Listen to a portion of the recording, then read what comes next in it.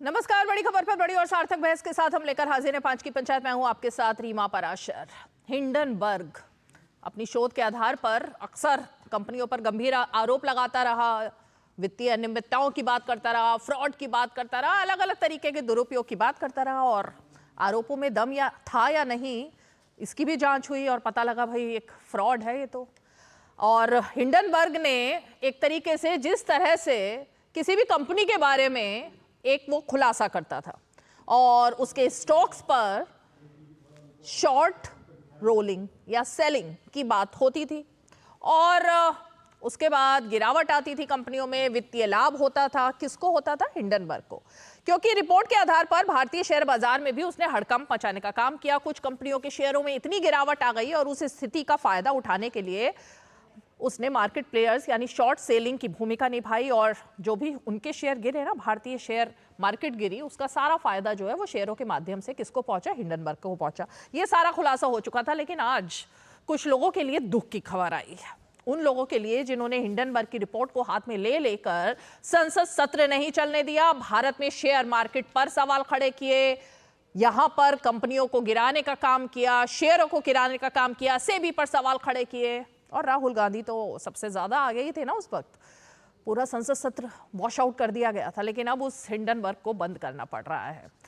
हालांकि आज भी जयराम रमेश ने, कांग्रेस पार्टी ने सोशल मीडिया पर लिखा कि भाई हमें अब हिंडनबर्ग से हमें कोई मतलब नहीं है, लेकिन हम तो उनकी रिपोर्ट की बात अभी भी कर रहे हैं और करते रहेंगे, जांच होनी चाहिए। लेकिन अब सवाल यह है, इसके पीछे की स्टोरी आपको बताते हैं कि हिंडनबर्ग आखिर बंद हो क्यों रहा है। क्योंकि जैसे ही सरकार बदल रही है वहां पर, मतलब बदल चुकी है, फैसला आ चुका है, अब ट्रंप जैसे ही सत्ता संभालेंगे तो सबसे ज्यादा गाज दो लोगों पर गिरने वाली थी। एक हिंडनबर्ग पर, जिनके खिलाफ इतनी आवाजें उठ चुकी हैं उसके फ्रॉड को लेकर कि अब उस पर जांच का दायरा बड़ा हो रहा था, जांच शुरू होने वाली थी। और जैसे ही अपनी तरफ चारों तरफ से वो फंसा हुआ नजर आया, हिंडनबर्ग बंद हो गया।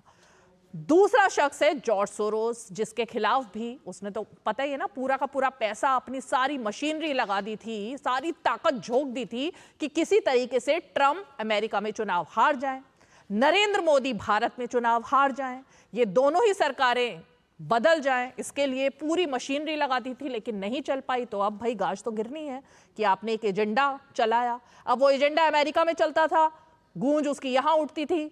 राहुल गांधी जॉर्ज सोरोस का जो एक मुखपत्र एक तरीके से बन गए थे और यहां पर उसकी आवाज उठा रहे थे। तो अब एक एक करके सब कुछ पर्दाफाश हो गया है, दोनों ही लोगों पर गाज गिर रही है। लेकिन इसका दर्द कहां हो रहा है? अब सवाल ये खड़ा होता है कि भाई ट्यूशन अब कहां से मिलेगी, मसाला कहां से मिलेगा, नरेंद्र मोदी के खिलाफ जो झूठे आरोप लगाए जा रहे थे वो कहां से मिलेंगे। कच्चा चिट्ठा तो अब खुल चुका है। वियतनाम से आने के बाद कल ही आप सबने सुना, राहुल गांधी ने सबसे पहला जब मुंह खोला तो क्या जब बयान दिया, इंडियन स्टेट के खिलाफ ही उनकी तो अब जंग शुरू होने वाली है। तो ये जो पूरी विचारधारा की लड़ाई रही, जिसको वामपंथी उनसे जोड़कर देखा जाता था, लेकिन अब तो कहीं और ही वामपंथ की विचारधारा चल रही है ऐसा लग रहा है। तो आज जरा इसी का खुलासा करेंगे कि आखिर अब दिल में दर्द किसके हो रहा है। हिंडनबर्ग बंद होने का दर्द किसको हो रहा है भारत में? जॉर्ज सोरोस के ऊपर शिकंजा कसने का दर्द किसको हो रहा है? किसको लग रहा है कि अब मसाला और ट्यूशन मिलनी बंद हो जाएगी? आज इसी पर चर्चा करेंगे, खास मेहमान जुड़ेंगे। लेकिन सबसे पहले आज जो इस खबर पर बयान और तस्वीरें आई हैं उनका रुख करते हैं।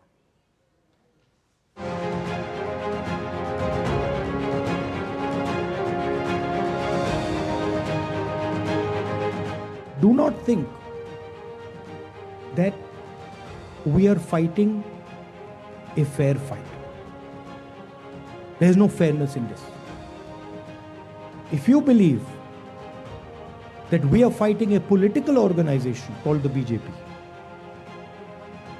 that we are fighting a political organization called the RSS, you have not understood what is going on. The BJP and the RSS have captured every single institution of our country. We are now fighting the BJP, the RSS and the Indian state itself.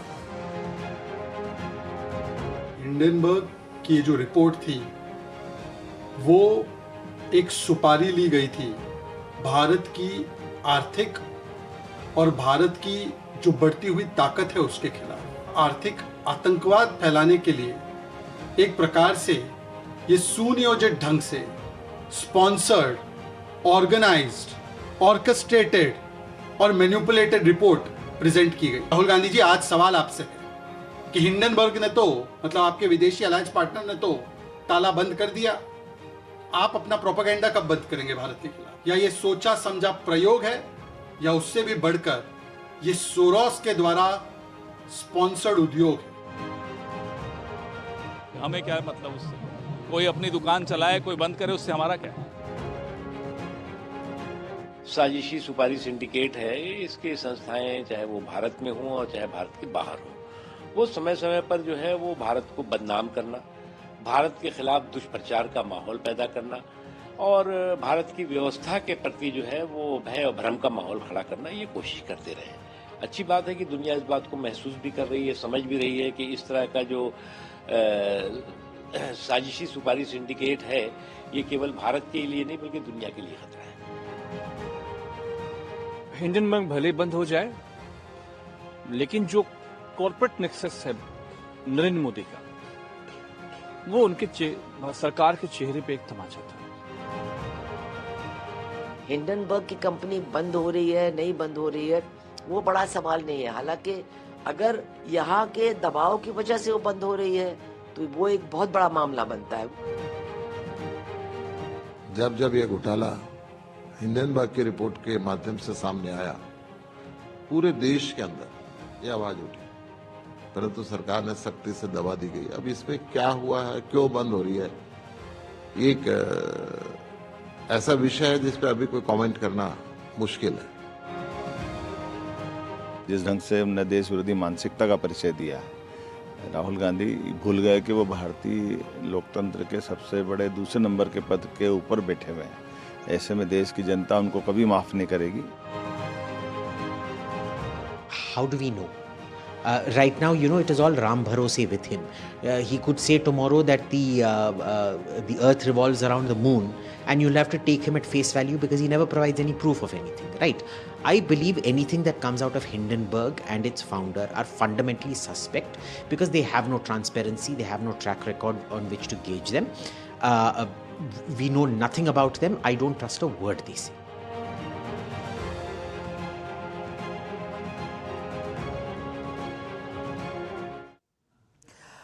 तो भाई सुर बदले हुए हैं। अब Hindenburg से तो सबने पल्ला झाड़ लिया है, कांग्रेस भी पल्ला झाड़ रही है, सीपीएम भी पल्ला झाड़ रही है। आम आदमी पार्टी की तरफ से अभी कोई आधिकारिक बयान नहीं आया, लेकिन पल्ला तो सभी झाड़ रहे हैं। अब इतना डर क्यों हो रहा है? अचानक से सुर क्यों बदल रहे हैं? और इस सुर बदलने के बाद अब ये सवाल तो खड़ा होता ही है ना कि इंडियन टैक्स पेयर्स का जो पैसा बर्बाद किया जाता है, हर बार संसद सत्र से पहले ऐसी कोई रिपोर्ट आती है, पूरा संसद सत्र खत्म कर दिया जाता है, काम रोक दिया जाता है, बाधा बनाई जाती है और उसके बाद अचानक से कहा जाता है भाई हमारा इससे कोई मतलब ही नहीं है। अगर मतलब नहीं है तो भाई देश में ये आतंक का माहौल क्यों पैदा किया जा रहा है, किस लिए आखिर? चलिए इसी सवाल का जवाब तलाशने की कोशिश करते हैं। सिद्धार्थ यादव बीजेपी का पक्ष रखने के लिए हमारे साथ बीजेपी के प्रवक्ता जुड़ गए हैं। हमारे साथ राकेश शुक्ला जी वरिष्ठ पत्रकार और राजनीतिक विश्लेषक स्टूडियो में जुड़ रहे हैं। हमारे साथ मिहिर मिश्रा मौजूद हैं जो कि राजनीतिक विश्लेषक हैं और समर्थक है आम आदमी पार्टी के। कुछ ही पलों में हमारे साथ दुष्यंत नागर जी राजनीतिक विश्लेषक और कांग्रेस पार्टी के समर्थक जुड़ने वाले हैं। लेकिन मैं जरा मिहिर मिश्रा आप ही से शुरुआत करूंगी। अभी जब राहुल गांधी मैदान में आए थे और जब अरविंद केजरीवाल के साथ मैदान में थे तब तो दोनों ने मिलकर के हिंडनबर्ग पर बात की थी। अरविंद केजरीवाल भी बढ़ चढ़कर बात कर रहे थे ना, और अब राहुल गांधी ने कह दिया मोदी और अरविंद केजरीवाल दोनों अडानी के साथ हैं। तो ये तो मतलब मैं राहुल गांधी की बात तो दुष्यंत नागर से कर लूंगी, लेकिन अरविंद केजरीवाल तो हर बात पर माफी मांगने की बात करते हैं।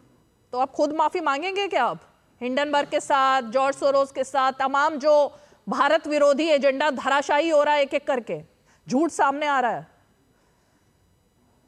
रीमा, कोई दुकान बंद हो गई हो उसका मतलब ये नहीं कि आरोप भी बंद हो गए, खत्म हो गए, दफन हो गए। सबसे पहले तो इस बात को समझने की जरूरत है। हिंडनबर्ग ने जो आरोप लगाए थे, शॉर्ट सेलिंग फर्म, हम सब जानते हैं 7-8 साल पुरानी फर्म थी, उन्होंने अपना एक लंबा चौड़ा कारण दिया है, उनकी अपनी वजह होंगी। सवाल ये इस पे जो पॉलिटिकल इशू बना था इस देश के अंदर, पार्लियामेंट के अंदर हम सब जानते हैं सेशन धुला था, तो क्या एक गंभीर सवाल ये है कि क्या वो सारे आरोप दफन हो गए? क्या उन आरोपों की जवाब की जो भी जांच है वो अपने की यहाँ की नियामक एजेंसियों ने कराई? हिंडनबर्ग ने किस वजह से बंद किया, अपनी दुकान बढ़ाई, ये तो उनका मामला है, अमेरिका इसको तय करेगा, वहां की एजेंसियां सक्षम है इस मामले में। पर हम लोगों को भी ये देखने की जरूरत है कि क्या हिंडनबर्ग ने जो पहले हम सब जनवरी में, पिछले 2023 के जनवरी में पहली बार ये मामला उछला था, उसके बाद पार्लियामेंट में तमाम इसको लेकर बहस हुई, राहुल गांधी का बहुत एग्रेसिव स्टैंड इस पर रहा, तमाम चीजें रही। और जैसा कि आपने देखा, राहुल गांधी के कांग्रेस पार्टी के प्रवक्ता जयराम रमेश का बयान आया, तमाम बयान आए, बीजेपी के भी बयान आए। पॉलिटिक्स तो होता है, आरोप प्रत्यारोप चलेंगे, पर सवाल यहाँ पर क्या है, क्या हिंडनबर्ग फर्म बंद होने का हम किसी को क्लीन चिट देना चाहते हैं? तो शायद हम लोग धोखे में हैं। आरोप खत्म नहीं होते हैं, आरोप तो वहीं पर कायम है, उसकी जांच करवा ली जाती। उन्होंने सेबी चीफ पे भी आरोप लगाए थे, माधीपुरी कुछ पे लगाए थे। आरोप तो राहुल गांधी ने अरविंद केजरीवाल पर भी लगाए हैं, उसकी भी जांच होनी चाहिए। फिर अगर सब चीजें सही हैं और आरोपों के आधार पर सब कुछ होना चाहिए, तो केजरीवाल पर बढ़ चढ़कर आरोप लगाए अभी राहुल गांधी ने, उसकी भी जांच करवा लें। फिर रीमा, वही मैं कहने की कोशिश कर रहा हूं कि जब आरोपों की बात होगी तो आरोप तमाम पॉलिटिकल पार्टियां, हम सब एक पॉलिटिकल डेमोक्रेसी में, जहां तमाम पॉलिटिकल पार्टी उस पर आरोप लगाती हैं। तो आम आदमी पार्टी के बहुत सारे आरोप हैं, तो क्या उनकी जांच फेयरली हो सकती है? क्या अभी कुछ देर पहले भी लगातार हम लोग, दिल्ली में चुनाव हो रहे हैं, तमाम चीजें उछली हैं, तमाम मुद्दे उछले हैं, तो क्या आपको लगता है कि चुनावी सीजन में तमाम पॉलिटिकल पार्टियों के एक दूसरे के खिलाफ आरोपों को हम लोग कितनी संजीदगी से ले नहीं लें, ये बेहतर है, बता सकते हैं हम लोग। दुष्यंत नागर को फ्रेम में लीजिए जरा। ओके, तो मामला तो जांच का हो गया, लेकिन दुष्यंत नागर जी, ट्यूशन कहां से मिलेगी? अब मसाला कहां से आएगा? एक एक करके सारी दुकानें बंद हो रही हैं। देखिए, हिंडनबर्ग दुकान होगी, मैं समझता हूं ये उन लोगों के लिए होगी जो लोग धंधा करते हैं। हमारे लिए क्या है? हम तो देश की सेवा करते हैं और सच्चाई देश के समक्ष रखना और भारत के संसाधनों को जो लूट रहे हैं उनको बेनकाब करना, वो हमारा कार्य है।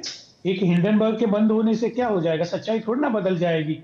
जो 20,000 करोड़ रुपया अनअकाउंटेड मनी का जो चर्चा है, जिस पे बार बार सवाल कर रहे हैं श्री पवन खेड़ा जी, जयराम रमेश जी, वो जवाब तो देने पड़ेंगे।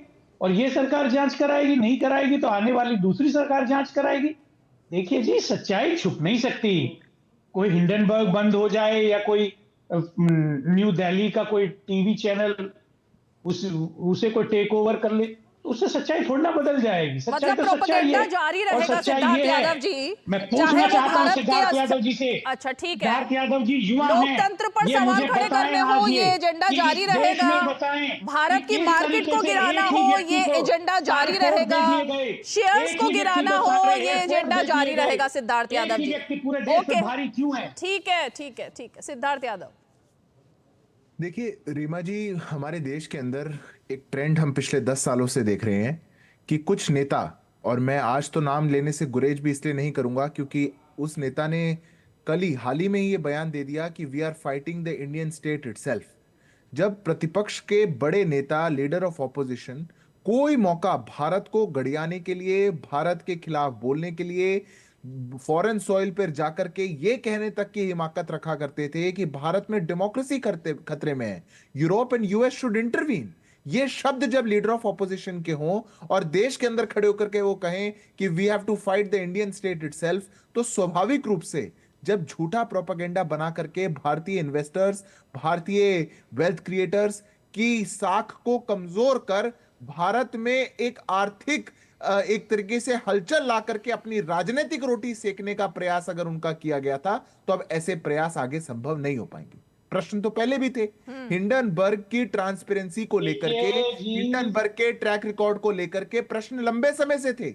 ये हम नहीं उठा रहे थे, पूरा विश्व उठाता था। हिंडनबर्ग ने कैसे शॉर्ट सेलिंग करी, कितने देशों में शॉर्ट सेलिंग के आरोप उन पर थे, यूएस की कोर्ट्स में केस उन पर चल रहे थे, ये सबको पता था। पर राहुल गांधी चुन चुन के हिंडनबर्ग की रिपोर्ट लाया करते थे, हिंडनबर्ग की कही हुई बात को शाश्वत सत्य माना करते थे, और उस शाश्वत सत्य को लेकर के वो भारत में रोज प्रेस कॉन्फ्रेंस, रोज एक वीडियो ये कहा करते थे। देश की सुप्रीम कोर्ट ने कहा कि जो आरोप लगाए गए हिंडनबर्ग द्वारा, उन बातों को लेकर के हिंडनबर्ग को जांच के दायरे में लाया जाए। मैं पूछता हूं रीमा जी आपसे, अगर हमारी सुप्रीम कोर्ट कहती है कि हिंडनबर्ग को जांच के दायरे में लाया जाए, हिंडनबर्ग तो बंद हो गया, क्यों बंद हो गया?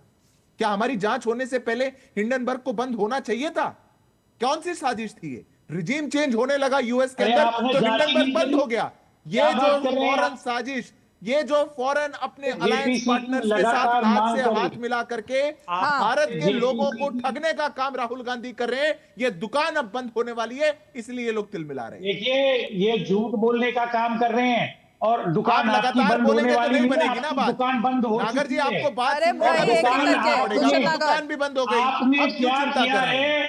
आपने देश की इकोनॉमी का भट्टा बैठा दिया। 86 कहने रुपए से का नहीं होता डॉलर ना है जो नागर आपको जी, 58 रुपए में दिया आपके था। विदेशी मित्रों की श्रीमान जी, दुकान बंद हो गई है, सच्चाई चिंता सामने आपको है इसलिए है। आपकी।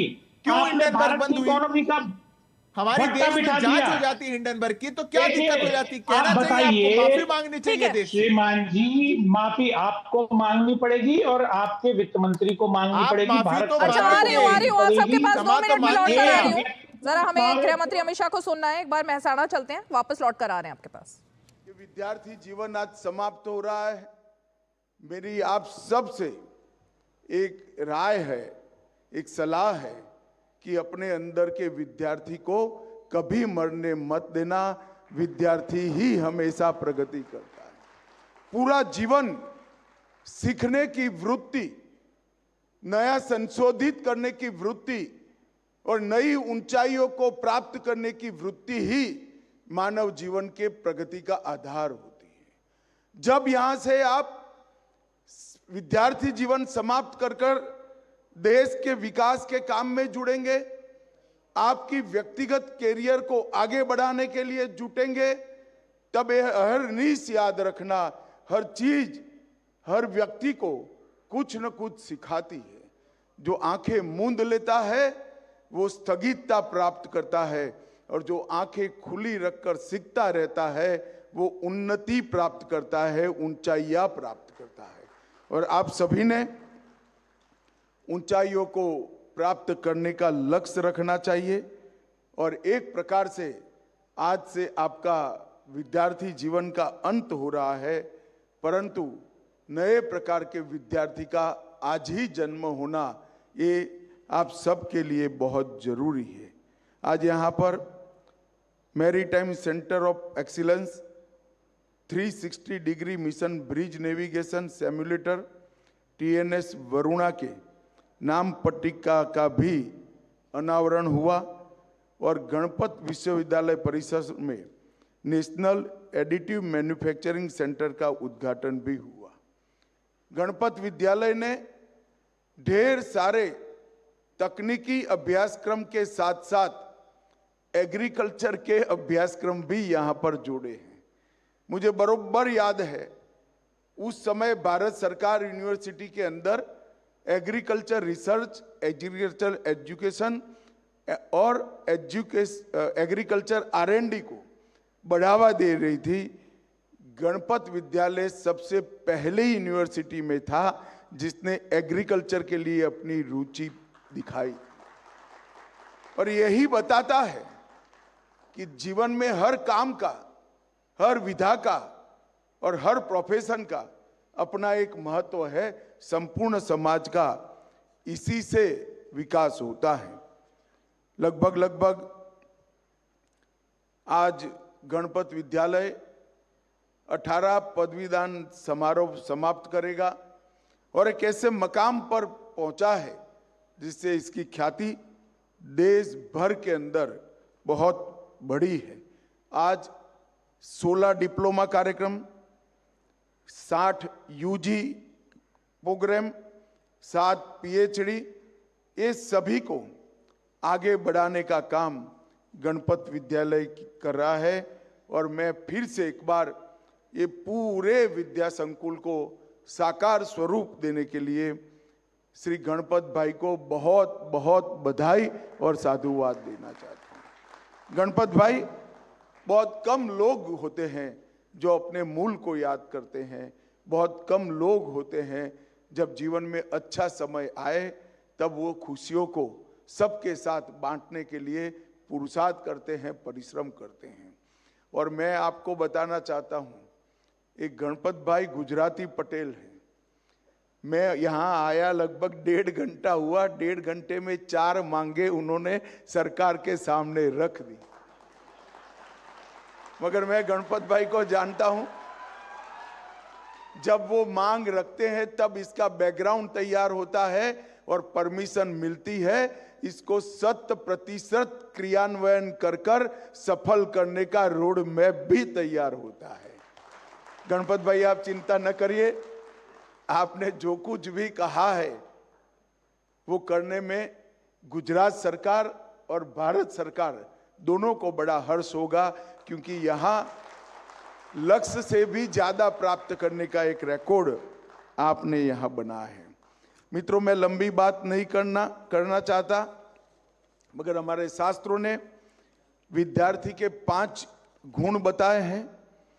एक काक चेष्टा मतलब कौवे के समान स्फूर्त रहना चाहिए, स्फूर्ति रहनी चाहिए। दूसरा बको ध्यानम, बकुले के समान एकाग्र चित्त के साथ अपने काम में लगना चाहिए। तीसरा स्वान निंद्रा, ये तीसरा स्वान की तरह हल्की सी नींद लेकर ज्यादा से ज्यादा परिश्रम करना चाहिए। चौथा अल्पाहारी, हर प्रकार के आहार को संयमित रखकर लंबा जीवन जीना चाहिए। और चौथा गृह त्यागी, इसका बृहद अर्थ है अध्ययन के लिए, उद्यम के लिए, कैरियर के लिए दुनिया में किसी भी कोने में जाने की हमारी तैयारी होनी चाहिए। ये 5 गुण आज से आपका जो नया विद्यार्थी जीवन शुरू हो रहा है इसके लिए बहुत महत्वपूर्ण है। मित्रों, आज मैं आपको बताना चाहता हूं कि इस देश के आजादी के 75 साल हो गए। जब देश आजादी के अमृत महोत्सव को मना रहा था, 75 साल मना रहे थे, तब मोदी जी ने देश भर के युवाओं को आजादी के संघर्ष को याद कराया। 75 साल में देश ने जो सिद्धियां प्राप्त की है उसका स्मरण भी कराया। और साथ में जब देश की आजादी के 100 साल होंगे, हर क्षेत्र में भारत सर्वप्रथम होगा, वो संकल्प लेने का भी आह्वान किया। और आज देखते देखते मोदी जी ने 75 साल से 100 साल की इस भारत की यात्रा को भारत का सुवर्ण काल बनाने का एक आह्वान किया है। और ये अमृत काल जो है 75 से 100 साल की यात्रा का, उसके लिए जो लक्ष्य उन्होंने तय किया, महान भारत की रचना, विकसित भारत की रचना, आज देश का युवा, देश का किशोर ये लक्ष्य के साथ जुड़ा है। 140 करोड़ लोगों का ये संकल्प बना है कि जब 2047 में भारत की आजादी के 100 साल होंगे, विश्व में हर क्षेत्र में भारत सर्वप्रथम होगा। मित्रों, जब ये संकल्प का आह्वान नरेंद्र भाई कर रहे थे, तब उन्होंने कहा था कि छोटे छोटे संकल्प भी, व्यक्तिगत संकल्प भी हर व्यक्ति ने लेने चाहिए। काफी लोगों ने सवाल उठाए थे, एक व्यक्ति के छोटे से संकल्प से देश को क्या फायदा होगा।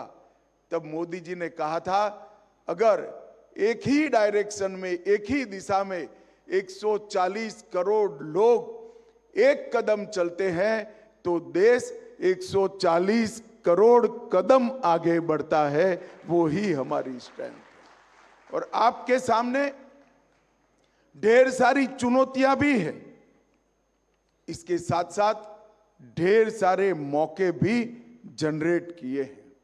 नरेंद्र मोदी जी ने 10 साल के अंदर भारत को दुनिया में उत्पादन का हब बनाने का बहुत बड़ा काम समाप्त कर दिया है। आज दुनिया की हरेक मैन्युफैक्चरिंग कंपनी भारत में अपना यूनिट लगाने के लिए लालायित है।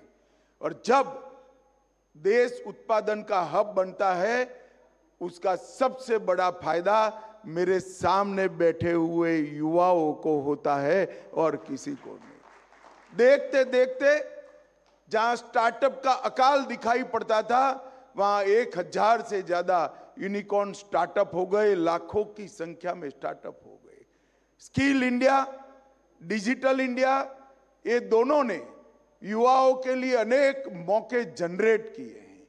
और इसके साथ साथ जहां तक एजुकेशन का सवाल है, मैं आज आपको बताना चाहता हूं, ये 10 साल के अंदर 8 IIM, 7 IIT, 2 नए IISER, 1 NIT, 16 IIIT और 6 नई केंद्रीय यूनिवर्सिटी और 54 प्राइवेट यूनिवर्सिटी का इजाद ये 10 साल के अंदर हुआ है, जिसने लाखों लाखों युवाओं के लिए उच्च शिक्षा के मौके जनरेट किए हैं।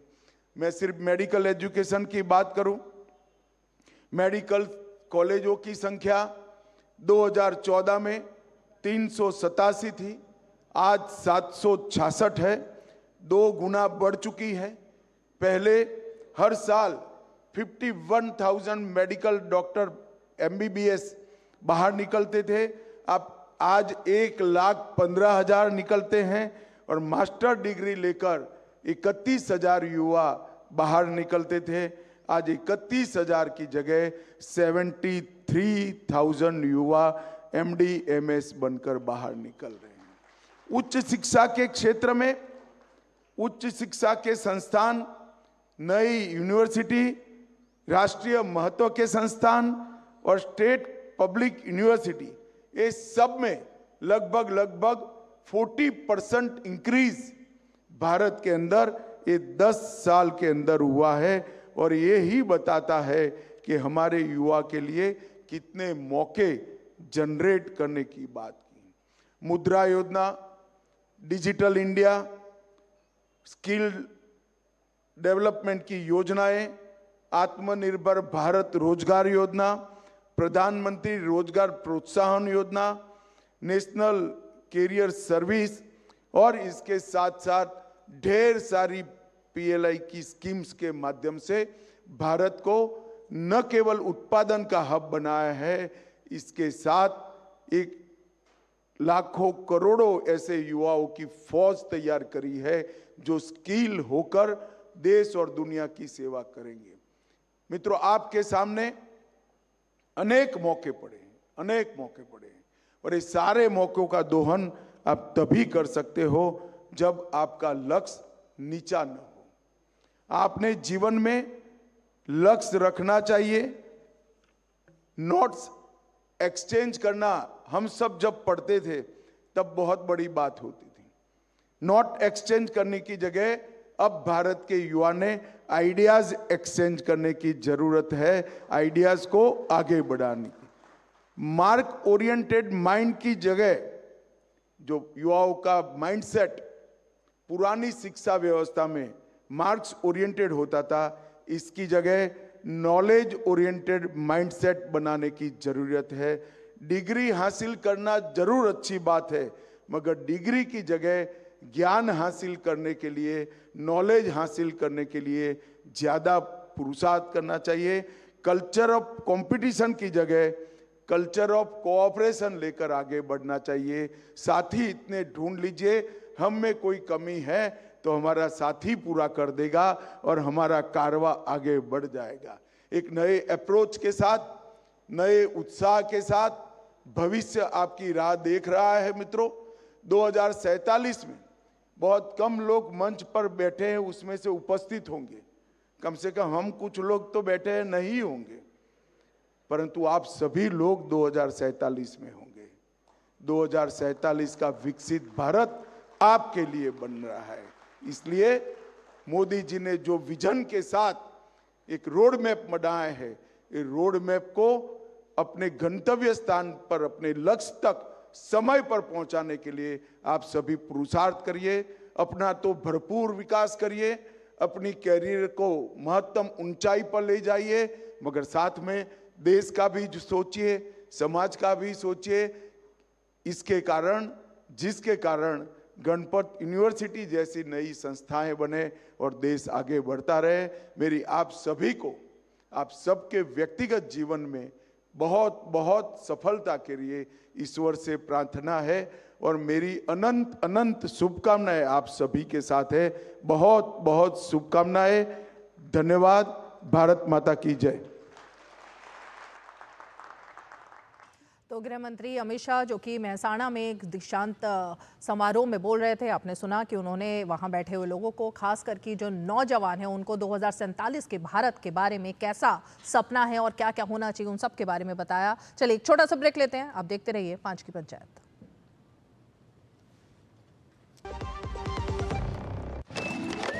कब तक लंबी लाइनों में और बिताइएगा? डिजिटल पेमेंट अपनाइए, चुटकी में हल पाइए। पुराने तरीके कब तक अपनाइएगा? डिजिटल पेमेंट बहुत आसान है, देखिए चुटकी में पेमेंट चुका। बटुआ ढूंढ रहे? डिजिटल पेमेंट अपनाइए, कभी भी कहीं भी और सुरक्षित। हमने तो इन्हें डिजिटल पेमेंट करना सिखा दिया है। आपने? आरबीआई कहता है कि डिजिटल पेमेंट अपनाओ, औरों को भी सिखाओ। चलिए मेहमान हमारे साथ जुड़े हुए हैं और ब्रेक पर जाने से पहले सिद्धार्थ यादव जी आप जवाब दे रहे थे, जल्दी से दीजिए, फिर राकेश शुक्ला जी का मैं रुक करूंगी। देखिए इनका जवाब तो रीमा जी, इनको देश देने लग रहा है और समय समय पर जब देश की जनता बार बार ऐसे फॉरेन एजेंडास को नकारती है और बार बार कांग्रेस पार्टी को ये बताती है, और अब तो देश की जनता क्या, इनके सहयोगी दल भी इनको कहने लग गए हैं, ना अडानी का विषय ना हिंडनबर्ग का विषय, सबने बोला कि छोड़ दो, कुछ देश की तरक्की की बात करो। पर ये जो fighting the Indian state itself वाले नेता और इनकी पार्टी हैं जो भारत से लड़ने लग रहे हैं, मैं मानता हूं ये बाज नहीं आ सकते, इसीलिए ये ऐसे फंसते। राकेश शुक्ला जी, ये कोई अब कोइंसिडेंस तो हो नहीं सकता कि एक, अरे आप ही का तो जवाब दिया उन्होंने। झूठा नैरेटिव मत सेट करिए। कौन सा झूठा नैरेटिव? बात कही है ना, भारत से लड़ रहे हैं, झूठा एजेंडा। तो यही तो बोला इंडियन स्टेट क्या होता है फिर? इंडियन स्टेट का क्या मतलब है? इंडियन स्टेट का मतलब क्या हुआ दुष्यंत नागर जी? देखिए भारत अलग है, भारत देश एक, भारत इंडियन नेशन अलग है और इंडियन स्टेट अलग है। इंडियन स्टेट के अंग कौन कौन से हैं? वो अंग अगर ठीक से काम नहीं करेंगे तो उनकी ओवर हाइलिंग करनी पड़ेगी। आपने देखा, अब वही होता है ना, डिफेंड करने के लिए, डिफेंड करने के लिए दुष्यंत नागर जी मटेरियल भी होना चाहिए। डिफेंड करने के लिए मटेरियल नहीं है कांग्रेस के पास भाई। इंडियन स्टेट का मतलब क्या है पूरा भारत जानता है। अब उसको आप डिफेंड मत कीजिए कि उनका ये मतलब था, वो मतलब नहीं था। भारत नहीं है, भारत का मतलब भारत के लोग, भारत की संस्कृति, भारत की संपदा, भारत कश्मीर से कन्याकुमारी तक भारत का सर्वस्व भारत है।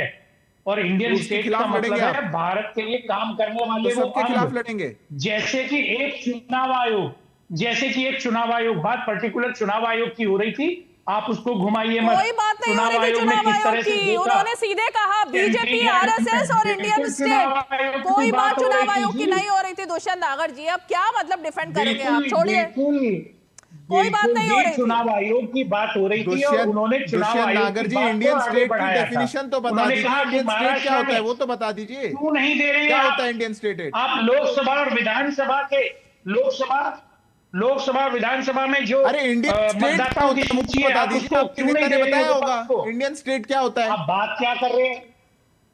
नहीं, आप जानते नहीं इंडियन स्टेट क्या होता है। आप तो मैं तो बहुत अच्छे से जानता हूँ। भारत के संविधान का आर्टिकल 12, संविधान का आर्टिकल 12 कहता है, इंडियन स्टेट को डिफाइन करता है क्लियरली। इंडियन स्टेट में आपकी हिमाचल की सरकार भी आती है, इंडियन स्टेट में आपकी तेलंगाना की सरकार भी आती है, इंडियन स्टेट में भारत की आर्मी भी आती है, नेवी भी आती है, एयरफोर्स भी आती है। इंडियन स्टेट में वो सुरक्षा कर्मचारी भी आते हैं जो राहुल गांधी के साथ चलते हैं।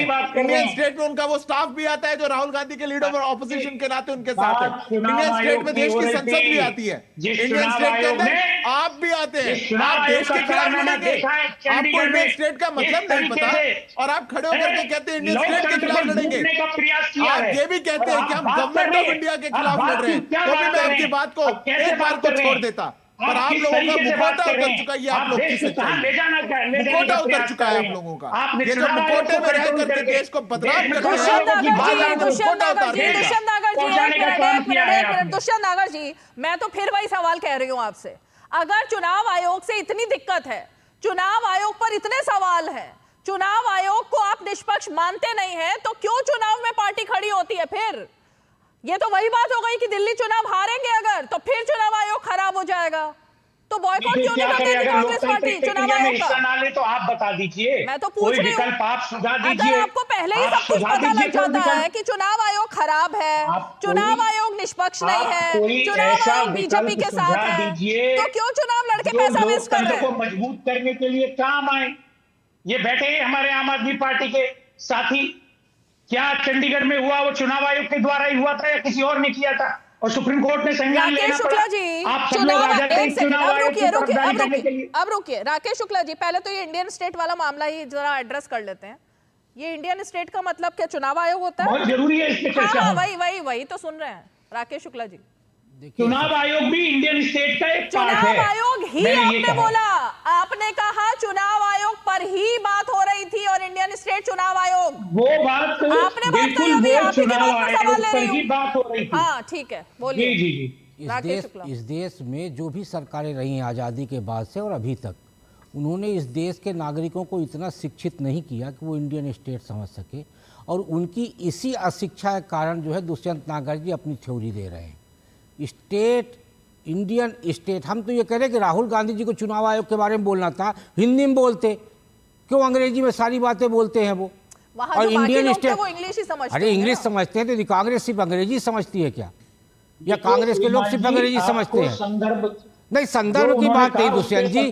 हमारे यहाँ जो जन सामान्य समझता है वो इंडियन का मतलब भारत समझता है, स्टेट का मतलब राज्य समझता है। तो राहुल गांधी जी का जो भावार्थ समझा गया वो ये समझा गया कि भारत से लड़ेंगे, अब भारत के राज्यों से लड़ेंगे। अब आप उसको कह रहे हैं कि उनका कहने का भावार्थ, अरे भाई ये बताइए देश में 140 करोड़ लोगों को कैसे समझाएंगे कि राहुल गांधी जी का भावार्थ ये है? अरे राहुल गांधी जी अपना भावार्थ क्यों नहीं समझा पाते? कांग्रेस को हर बार उनका भावार्थ क्यों समझाना पड़ता है? तो क्या राहुल गांधी जी भारत से लड़ने वाले हैं? पहले वो सनातन से लड़े, पहले वो हिंदुत्व से लड़े, अब वो भारत से लड़ने की बात कर रहे हैं। अरे चुनाव आयोग कहाँ से आ गया? एजेंसियां खराब है। इसी एजेंसी को, सीबीआई को, आपकी यूपीए गवर्नमेंट के समय पर कहा गया था, सुप्रीम कोर्ट ने कहा कि सीबीआई तोता है। अरे एजेंसियां कब खराब नहीं थी? मैं कहाँ कह रहा हूँ कि भाजपा के शासन काल में निष्पक्ष है, लेकिन निष्पक्ष तो कांग्रेस शासन काल में भी नहीं थी। लेकिन एक दूसरे पे आरोप लगाने की बजाय आप राहुल गांधी जी को सुझाव दीजिए, आप उनके शुभचिंतक हैं कि वो जो बोले ऐसा बोले कि देश की जनता उनके भावार्थ को समझ सके और कांग्रेसियों को उनका भावार्थ समझाने के लिए ऊर्जा नष्ट न करनी पड़े। दुष्यंत नागर जी यही बात तो कह रही थी, मैंने शुरू ही उसी बात से किया था। पूछना चाहता हूं, मैंने शुरू ही उसी बात से किया दुष्यंत नागर जी। चुनाव में सुनिए 6% का वेरिएशन आया है क्या वोट कास्ट होने के बाद में? अरे सुनिए अब दुष्यंत नहीं आया। प्रॉब्लम ये सब काम आज हो रहे हैं। यही तो प्रॉब्लम है जो राकेश शुक्ला जी ने बोली, प्रॉब्लम वही है। ऐसा क्यों होता है? देखिए अगर मुझे कोई बात पता है, किसी चीज का मतलब पता है, तो मैं आपको अच्छी तरह से समझा पाती हूँ और आप मुझे समझा पाते हैं, मैं समझ लेती हूँ। लेकिन अगर मुझे कोई बात नहीं पता है, मैंने वो पढ़ी नहीं है, मुझे उसके बारे में जानकारी नहीं है, और कोई मुझे अगर एक दो शब्द बता देता है कि ये शब्द है, तो मैं वही बोलती हूँ, तो फिर समझाने में दिक्कत होती है। तो भावार्थ इसीलिए बार बार दुष्यंत नागर को समझाना पड़ रहा है राहुल गांधी का, क्योंकि राहुल गांधी तो समझा ही नहीं पाते कभी भी। बात भावार्थ की नहीं है। अरे कभी वो सनातन पर बात करते हैं। ये सिद्धार्थ जी यहाँ बैठे हैं, इन्होंने सारे के सारे पोर्ट एक व्यक्ति को दे दिए। राहुल गांधी समझा पाने में नाकाम है, इसका मतलब ये है ना वो पार्टी को समझा पा रहे हैं, ना देश को समझा पा रहे हैं, ना जनता को समझा पा रहे हैं। बिल्कुल भी नाकामयाब नहीं है, कामयाब ये मैसेज गया है कि राहुल गांधी जी जो इंडियन स्टेट के खिलाफ लड़ने की बात कर रहे हैं, सीधा सीधा ये मैसेज गया है कि वो भारत के खिलाफ लड़ेंगे, राज्यों के खिलाफ लड़ेंगे। इसमें देखिए अति संयोक्ति नहीं है, लेकिन इसका एक भावार्थ ये जा रहा है कि क्या पाकिस्तान में भारत को खंडित करने वाली जो सोच के लोग बैठे हुए हैं, भारत को तोड़ने, भारत से लड़ने, भारत के राज्यों को अलग करने, क्या उसी टूल किट में फंस गए हैं क्या राहुल गांधी? सिद्धार्थ यादव जी अब तो बात मतलब ये कुछ और ही हो गई। अभी तक ये बात चल रही थी। एक सेकंड दुष्यंत नागर जी, पूरे शो में आप ही नहीं बोलते रहेंगे ना, अब रुकिए, रनिंग कमेंट्री मत कीजिए प्लीज। नहीं रनिंग कमेंट्री नहीं। सिद्धार्थ यादव जी अब बात यह है कि भारत को अस्थिर करने की बात, भावार्थ यह है एक्चुअली पूरी बात का। सोरोस की पढ़ाई जो है वो वहीं पर आकर सीमित हो जाती है, हिंडनबर्ग में वही पढ़ाई आकर खत्म हो जाती है। लेकिन आज जयराम रमेश और कांग्रेस पार्टी ने सीधे सोशल मीडिया पर कहा है कि हमारा हिंडनबर्ग से कोई मतलब नहीं है, वो बंद होता है तो बंद हो, हम तो उनकी रिपोर्ट पर बात कर रहे थे।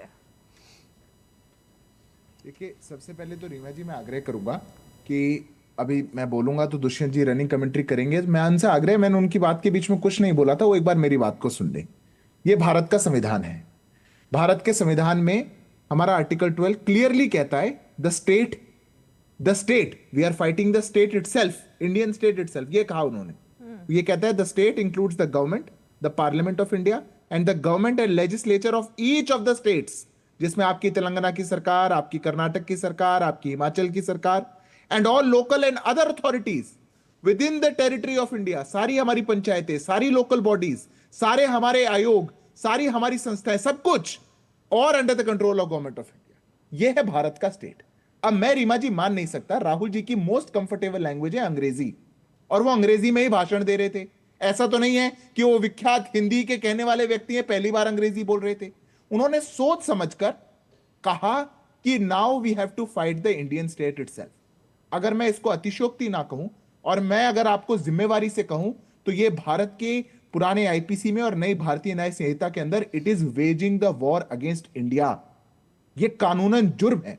आप अगर आकर के कहें कि मैं भारत के खिलाफ लड़ूंगा, I will fight the Indian state itself, मैं मूर्ख नहीं हूं कि मैं मान लूंगा कि राहुल जी से गलती हो गई थी। जो व्यक्ति कहता हो कि पहली बात तो उन्होंने कोई स्पष्टीकरण दिया नहीं, पर जो व्यक्ति फॉरेन सॉइल पे जाकर के कहता हो कि भारत के अंदर लोकतंत्र खत्म हो रहा है और यहां पर यूएस को आके इंटरवीन करना चाहिए, मैं उनसे क्या अपेक्षा करूं। रही बात इलेक्शन कमीशन की, क्या कह रहे हैं सहयोगी, सरकार में उनके साथ शामिल है जम्मू कश्मीर में। उमर अब्दुल्ला ने अभी कहा कि जम्मू कश्मीर के अंदर 1% की भी धांधलीबाजी पूरे चुनाव के अंदर नहीं हुई। टीएमसी क्या कह रही है? टीएमसी के अभिषेक बैनर्जी कहते हैं कि चुनावों में धांधली की सारी बातें मुझे बेबुनियाद लगती हैं। यही बात अन्य पार्टियां कहती हैं, यही बात डीएमके कह रही है। जब कांग्रेस पार्टी जीत जाती है वो भी यही बात कहती है। झारखंड में उन्होंने यही बात कही, पर अब हार का सिलसिला इतना लंबा हो चुका कि राहुल जी को बचाना है, उसके लिए ठिकरा किसी और के सर फोड़ना है। इसीलिए सुप्रीम कोर्ट को कहना पड़ा कि जब आप जीत जाते हैं तब ईवीएम ठीक है, जब आप हार जाते हैं तो ईवीएम खराब है। यह बात गलत है, नहीं करनी चाहिए। पर ये जो राहुल जी अपनी क्लियर मंशा के साथ waging the war against India कर रहे हैं, fighting against Indian state itself कर रहे हैं, मैं मानता हूं ये सोची समझी साजिश है। ये फौरन जो एजेंडा के साथ चल के अपने अलायंस पार्टनर्स के इशारों पर ये खेलते हैं, उसके कारण से ये कर रहे हैं और कुछ नहीं है। मिहिर मिश्रा जी, ये तो रीमा जी इल्हान उमर की भाषा बोल रहे हैं, जो कह रहे थे कि पाकिस्तान पृथक होना चाहिए और अतिक्रमित कश्मीर को कह रहे थे पाकिस्तान का हिस्सा है वो, और वही भाषा राहुल गांधी बोल रहे हैं, भारत के खिलाफ लड़ेंगे, भारत को खंडित करेंगे। भावार्थ नहीं समझ पा रहा कोई ना, वही तो दुष्यंत नागर कह रहे हैं। अरे रुकिए, नहीं, आपने बहुत गलत बातें कही है श्रीमान जी, आपको अपने शब्द वापस लेने होंगे। किसने? आप उस व्यक्ति के लिए कह रहे हैं? नहीं, ये जो भी पैनल में बैठे हुए हैं, जो भी नहीं, राकेश शुक्ला नाम है, पिताजी ने और शुक्ला जी ने, जिनकी दादी ने और जिनके पिता ने भारत की एकता और अखंडता के लिए अपने जीवन को कुर्बान कर दिया, क्या भाजपा और आरएसएस में कोई मुकाबला कर पाएगा, उनकी कोई तुलना कर पाएगा? आप उनके लिए ऐसी बातें कर रहे हैं। जी, बहुत सारे परिवार ने कुर्बानी दी है, गांधी परिवार ने भारत के लिए कुर्बानी नहीं दी। शर्म आनी चाहिए, आपको शर्म आनी चाहिए, आपको शर्म आनी चाहिए। जो आप पैरवी कर रहे हैं एक ऐसे व्यक्ति की जो भारत से जंग लड़ने की बात कर रहा, आपको शर्म आनी चाहिए। आपको और आपके राहुल गांधी को देश से क्षमा मांगनी चाहिए, वो देश के खिलाफ बात कर रहे हैं वो। और मोहन भागवत जो कहते हैं देश विरोधी है, देश विरोधी राहुल गांधी है। सुधार की बात कर रहे हैं, वो देश के हित की बात कर रहे हैं। दुष्यंत नागर जी, किस किस चीज पर शर्म आनी चाहिए ये बताइए ना मुझे, किस किस चीज पर शर्म आनी चाहिए? भारत की एजेंसियों को, भारत के लोकतंत्र को शर्म ना किया जाए विदेश में जाकर, तब शर्म नहीं आती। यहाँ पर पॉइंट उठाया जाए तो शर्म आनी चाहिए। दुष्यंत नागर जी, कभी तो अपने गिरबान में झांककर सबको देखना चाहिए कि हम किसको डिफेंड कर रहे हैं और किस बात को डिफेंड कर रहे हैं। आपके नेता हैं, समझ में आ रहा है, लेकिन कोई तो बात समझाने वाली होती है ना दुष्यंत नागर। भारत में ईमानदारी और सच्चाई के साथ चुनावी प्रक्रिया को चलाना चाहता है। ओके मिहिर जी, ओके मिहिर जी, सवाल वही है, जो टूल किट है, इस टूल किट में तो कभी कभी अरविंद केजरीवाल भी फंस जाते हैं ना। उस टूल किट का हिस्सा वो भी बनते हैं कई बार। अब हो सकता है राहुल गांधी के खिलाफ बोल दें, लेकिन उस टूल किट का हिस्सा वो भी रहे हैं।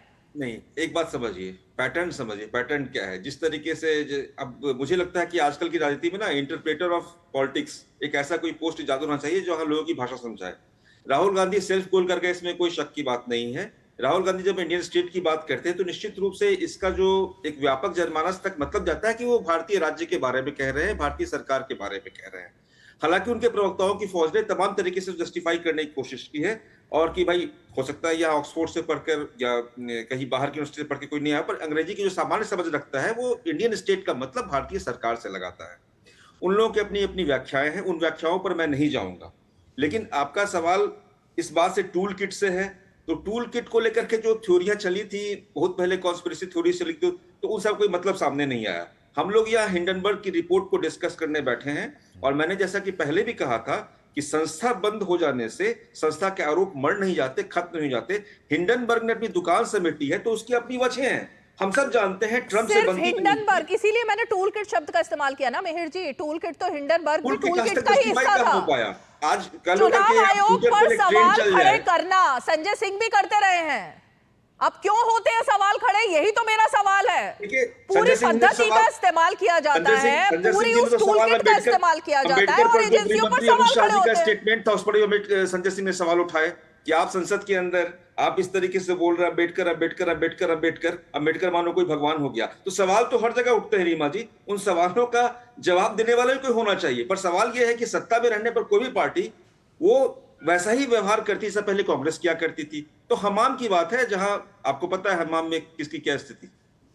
सिद्धार्थ यादव जवाब देंगे। देखिए, इनकी स्थिति तो इतनी कमजोर है कि जब कांग्रेस पार्टी आम आदमी पार्टी के खिलाफ आरोप लगाती है और खुद कोर्ट में जाती है, तब देश की संस्थाएं ठीक है। पर चुनाव में गठबंधन हो जाता है और ये जेल में चले जाते हैं कांग्रेस पार्टी की कंप्लेंट पे, तो जेल में जबरदस्ती डाला जा रहा है, तो वो संस्थाएं गलत हो गई। अब चुनाव उनसे अलग लड़ रहे हैं, तो वापस आम आदमी पार्टी बांटे जाते हैं, चुनाव में जूते बांटे जाते हैं, तब तो कोई बोलने वाला नहीं होता है। ऐसा गठबंधन करते हैं, राजनीति कहां जाती है मुझे बताइए। साथ है जिस वक्त खुलेआम राष्ट्रीय टीवी चैनलों पर लाइव दिखाया जा रहा था, सुनने की क्षमता रखिए, जब तक सुनेंगे नहीं तब तक आप कैसे अच्छा बोल पाएंगे। थोड़ी सी क्षमता रखिए ना, मैं आपके बीच में नहीं बोल रहा था, 10 सेकंड में बोल रहा हूं, फिर आप बोल लीजिए। 10 सेकंड ये स्थिति इनके साथ भी थी जब इनने राजनीति शुरू करी। रीमा जी, सबसे पहली बात यहां पे खड़े होकर के रामलीला मैदान में बड़ी बड़ी बातें कहा करते थे, सोनिया गांधी को 10 दिन के लिए जेल में डाल दो, ये राहुल गांधी को 10 दिन के लिए जेल में डाल दो, सच्चाई आ जाएगी। ये लालू जी भ्रष्टाचारी, ये मुलायम जी भ्रष्टाचारी। क्या किए बाद में? हाथ मिलाए और ऊपर कर दिए। ये लोग अपनी सहूलियत की राजनीति करते हैं, इनको ना देश की संस्थाओं से ना देश की सरकार से किसी से मतलब नहीं है। जब सहूलियत चलेगी तो बहुत अच्छा है, क्योंकि आज जो waging the war against India करना चाहते हैं, फाइटिंग अगेंस्ट इंडियन स्टेट करना चाहते हैं, इन्हीं के पुरखों ने देश की संस्थाओं को सबसे कमजोर करा है। रीमा जी, इतिहास भूले नहीं है हम। मिहिर मिश्रा जी, इसीलिए फोर्ड फाउंडेशन पर भी पहले बहुत चर्चा हो चुकी है। ये सब इंटरकनेक्टेड हैं, पता है ना आपको। फोर्ड फाउंडेशन हो, हिंडनबर्ग हो, जॉर्ज सोरोज हो, सबकी दुकान बंद हो रही है एक एक करके। तो भारत में भी तो बहुत सारी दुकानें बंद होंगी फिर। बिल्ली के भाग से छीका फूटना है, उसको बोलते हैं रीमा। नहीं, मैं समझी नहीं। एक कहावत है, बिल्ली के भाग्य से छीका फूटना, वही हो रहा है। हिंडनबर्ग की दुकान बंद हो गई, यानी कि आरोप मर नहीं गए। और जहां तक सिद्धार्थ जी जो बात बोल रहे हैं, सुई अटक गई हिंडनबर्ग पर। मैं तो आगे की बात कर रही हूँ, फोर्ड फाउंडेशन, जॉर्ज सोरोस, वो सिर्फ राहुल गांधी की तरफ ही नहीं है, बहुत सारे लोगों की तरफ है। लेकिन शायद ये नाम आप पहली बार सुन रहे हैं आज। कांग्रेस पार्टी सफाई दे इसकी। अच्छा, आम आदमी पार्टी का लिंक कभी सुना नहीं क्या? पता नहीं, मेरी जानकारी तो नहीं है, मुझे बताइएगा, कभी आए तो दिखाइएगा। अभी सहूलियत की राजनीति की बात हो रही थी, वही सवाल सिद्धार्थ से पूछ रहा हूं कि बिहार में नीतीश जी से आपकी। ओके, राकेश शुक्ला जी। नहीं, मुझे दिल्ली से आपकी सफाई होने जा रही है, आप कांग्रेस की सफाइयों के चक्कर में मत पड़िए, आप अपना देखिए। अरे चुनाव आयोग तो खराब है, कैसे होगी सफाई? 12 साल से सफाई किसकी हुई है? चुनाव आयोग कैसे करेगा? देख लेगी उस चीज को। चुनाव आयोग बड़ी की मालूम चल जाएगा। 12 साल से जिसकी सफाई हुई ना, अगर 5 सीटें मिल जाएंगी तो मैं आपको मिठाई पर्सनली भिजवाऊंगा। चलिए, आप अपनी चिंता करिए, कांग्रेस की चिंता मत करिए। हैरानी इस बात की होती है कि जो संस्था 2017 में बनी और 2025 तक वो दुनिया में प्रसिद्धि हासिल की, नकारात्मक या सकारात्मक, वो संस्था 7 साल के अंदर खुद के बंद होने की घोषणा क्यों कर रही, बंद होने का कारण क्यों नहीं बता रही। और दूसरा, जनवरी 2023, जनवरी 2024 और जनवरी 2025, 2023 जनवरी में देखिए कि जब अडानी के खिलाफ रिपोर्ट आई तो बजट पेश होने वाला था भारत का। यहाँ राहुल गांधी जी की तरफ से उस मुद्दे को उछाला गया और देश के आम निवेशकों का 12 लाख करोड़ रुपए का नुकसान हुआ और वो रिपोर्ट सुप्रीम कोर्ट ने कहा ये फर्जी रिपोर्ट है। उसके बाद 24 में आया जनवरी में फिर से सेबी को लेके सेबी की भूमिका को संदिग्ध किया गया। सवाल ये उठ रहा है कि वो दुकान इसलिए बंद हो रही है क्योंकि सेबी का नोटिस, अडानी का नोटिस, अमेरिका का जो न्याय विभाग है वो जांच शुरू कर चुका है, रिपब्लिक पार्टी का जो सांसद है वो जांच की प्रक्रिया कह रहा है, और जो नई सरकार आ रही, अभी दुष्यंत जी ने कहा कि जब सरकारें बदलती हैं तो जांच प्रक्रिया तेज होती है। अब जो नई सरकार आ रही है वो औद्योगिक घरानों को बदनाम करके स्वार्थ सिद्ध करने के हथकंडे को नहीं चलने देगी, इसलिए नई सरकार के शपथ के पहले ही वो अपनी दुकान बंद कर लेना चाहते हैं और बिना किसी कारण के उन्होंने कहा कि हम दुकान बंद कर रहे हैं। लेकिन उन्होंने एक चीज और कही एंडरसन ने, उन्होंने कहा कि मेरे पास अभी रिसर्च सामग्री बहुत पड़ी हुई है, यानी राहुल गांधी जी के ट्यूशन का नोट्स अभी एंडरसन के पास है। तो इसलिए ये जो मिहिर जी बोल रहे हैं कि मामला खत्म नहीं होगा, तो मुझे लगता है नहीं, मिहिर जी बोले हैं कि मामला खत्म नहीं होता दुकान बंद होने से, तो इसलिए अभी नोट्स जारी होंगे और वो नोट्स भारत में भी ये इंडियन स्टेट वाला भी कोई नोट था क्या? नहीं, देखिए इंडियन स्टेट वाला नोट नहीं था, लेकिन सबसे बड़ी दुर्भाग्य मतलब जबान फिसल गई। नहीं, ये जबान कैसे फिसलेगी इसमें? ये किसी से मिलते हैं तो अचानक मुलाकात नहीं होती, वो तय होता है। और जो बोल रहे हैं, जैसे अभी बड़ी अच्छी बात उन्होंने कहा सिद्धार्थ जी ने, उन्होंने कहा कि अंग्रेजी में बोलना उनके लिए बड़ा सहज होता है। अच्छा, उनको ये भी पता है कि कुछ गलतियां होंगी तो कांग्रेस पूरा संभालेगी। मैं एक बात ये बोलता हूं कि जो हिंदी नहीं बोल पाने वाली सोनिया जी से गलती क्यों नहीं होती, राहुल जी से बार बार गलती क्यों होती है? तो गलती होती नहीं है, गलती होती नहीं है, वो करते हैं और उन्हें संभालने के लिए फिर पूरी फौज खड़ी हो जाती है। वही तो भावार्थ है ना, हिंदू हिंसक होते हैं, ये भी भावार्थ, शायद उनकी बातों का भावार्थ गलत निकाला, फिर पूरी पार्टी ने लगातार समझाने की कोशिश की कि क्या मतलब था हिंदू हिंसक होते हैं का। दुष्यंत जी भी लगातार समझाने की कोशिश कर रहे थे। अब राहुल गांधी को इतना परिपक्व अगर वो नहीं थे अपनी बात समझाने में, दुष्यंत नागर जी, तो विपक्ष का नेता उनको नहीं बनाना चाहिए था। मतलब ये तो पद बहुत ज्यादा गंभीर पद है भाई। विदेश में जाकर के लोकतंत्र पर सवाल खड़े करना अपने देश के, फिर इंडियन स्टेट से लड़ाई लड़ना, तो भाई थोड़ा सा तो भावार्थ समझाने वाला नेता चाहिए ना देश को। मैडम, बड़े दुख की बात है, आप एक इंडिपेंडेंट और निष्पक्ष एंकर हैं, आप देश के नेता प्रतिपक्ष के ऊपर टिप्पणी कर रही हैं, जिसको बहुत ही घिसा पिटा सा हो गया ये डायलॉग कांग्रेस पार्टी के नेताओं का। 100 सांसदों ने चुना है उनको, 100 से अधिक सांसदों ने चुना है। आप 100 सांसदों के विवेक, उनकी लोकतांत्रिक प्रक्रिया के ऊपर सवाल उठा रहे हैं। मैं समझता हूं ऐसे कमेंट से आपको बचना चाहिए, लोकतंत्र में आपको आस्था रखनी चाहिए और लोकतंत्र को ठीक करने के लिए सांसदों के विवेक पर कोई सवाल नहीं है, और ना ही मैं इतनी ज्यादा जहमत उठा सकती हूँ या इतनी हिम्मत कर सकती हूँ कि मैं भारत की संसद पर सवाल खड़े करूँ। ये तो सिर्फ राहुल गांधी को लिबर्टी है कि वो विदेश में जाकर लोकतंत्र पर सवाल खड़े करें और इंडियन स्टेट की बुराई करें। हमारे अंदर इतनी हिम्मत नहीं है भाई, हम कर ही नहीं सकते क्योंकि हमें पता है हमारी भावनाएं क्या है। तो उसका सुधार करना पड़ेगा, अगर कमी है तो उसका सुधार करना पड़ेगा और आपको भी उसमें सहयोग करना चाहिए। मीडिया का एक बड़ा रोल होता है। किसको सुधार करना पड़ेगा? बिल्कुल करना चाहिए आपको, राहुल गांधी। चुनाव आयोग को सुधार करना पड़ेगा। किसको? राहुल गांधी। चुनाव आयोग को सुधार करना पड़ेगा, चुनाव आयोग का सुधार करवाएंगे।